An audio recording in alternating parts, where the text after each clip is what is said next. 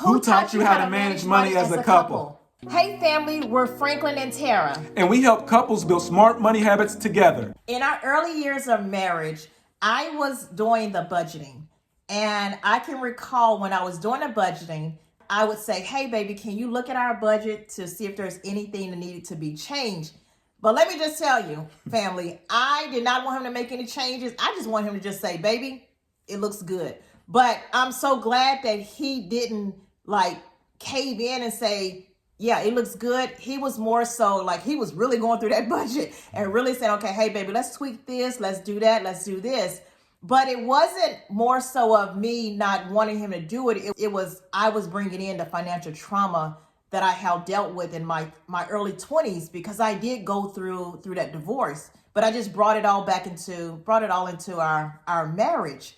And I wanted him to talk through his financial trauma because it's not just one-sided. It's oftentimes both couples, like both parties, are bringing in financial trauma into the marriage.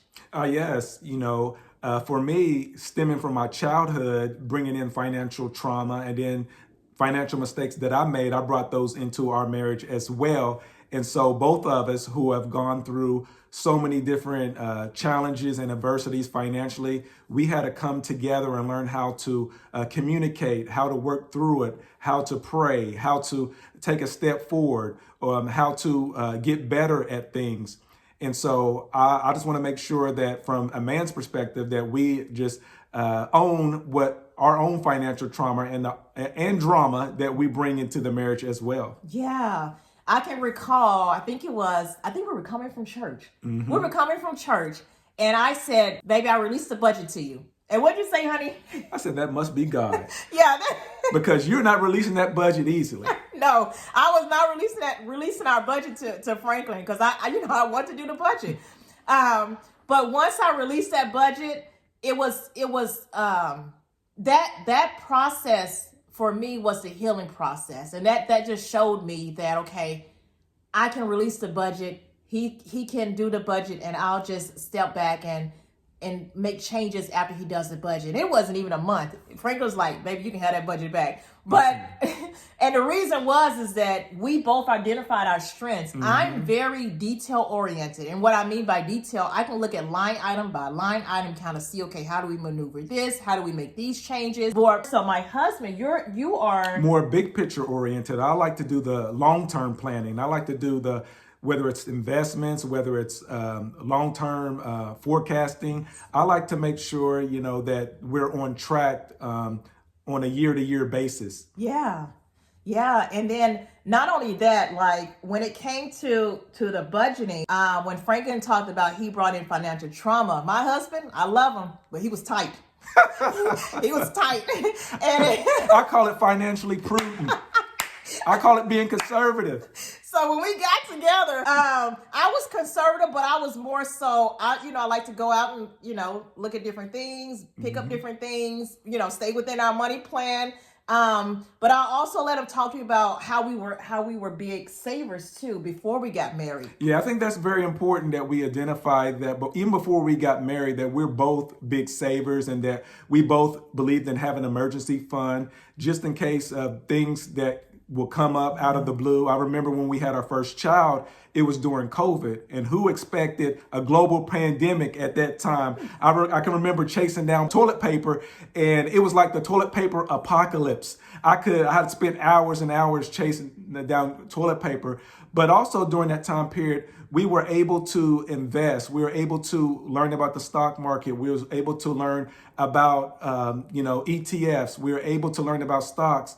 And so one of the first investments we made during this period, we start investing in ETF sectors like technology, consumer discretionary.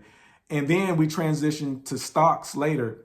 And we started investing in big companies like Eli Lilly, Meta, Amazon. And so there's a lot more risk with stocks in comparison to the ETFs. Yeah. It's funny when Franklin brought that to me. It was during COVID, and a newborn trying to figure out this milk because everything was a lot of stores were out. But when Franklin brought it to me, I I took a step back because as women, we want security, right? And sometimes we don't want to take on risks, right?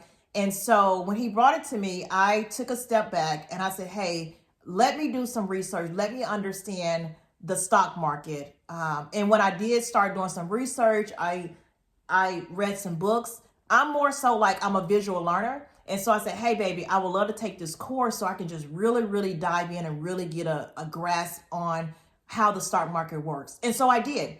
And so when I did, I said, okay, I'm on board. Let's jump into the ETFs. Let's move forward. Let's transition. Let's also add on different stocks as well.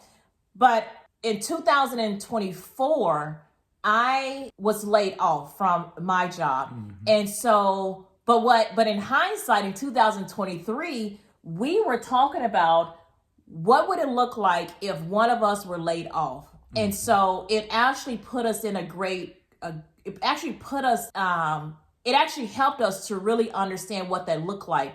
So when we did do that, we talked about our needs versus our wants and the things that we needed to cut out if one of us did get laid off. And so we were prepared for that. But also we talked about passive income, like how do we put ourselves in a better situation? How do we how we set ourselves up when it comes to one of us being laid off? How do we bring a passive income so we don't rely on our 9-to-5 job or a part-time job, so we can make sure that our family is healthy and so we can move forward in whatever case happens. So that's how trading came about for us, is that we didn't want to just rely on our job income, but more so we wanted to bring in passive income as well. And we'll talk about trading later on, and later on down the line when it comes to how to trade and how to invest as well. But also when we think about the foundation. Yes, and I think that's important, having financial literacy, gaining knowledge about finances, and how money works and how to put a money plan together, how to invest, how to save, automatically. Just putting tools in your tool belt and to help you and your family reach your goals. I think that's a very key component along your journey in order for you to be able to be successful.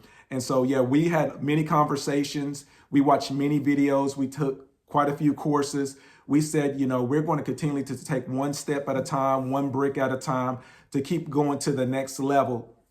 And that's been a huge blessing for us financially. And we're so grateful to have those experiences, even the setbacks that we had. So we've been able to learn from those and keep moving forward. And those are some of the things that you have to do as a couple to continually to grow. Absolutely. And so we hope and we pray that our video blesses so many couples around the world. Do us a huge favor, family. Please share with your friends and family that need encouragement around finance. And also, we have what's called a 10 Smart Money Habits Guide link in the description below that we want you to use together as a couple. Please like this video, subscribe to our channel, and turn on your notifications so you can see what's happening next. Financial journey is better together.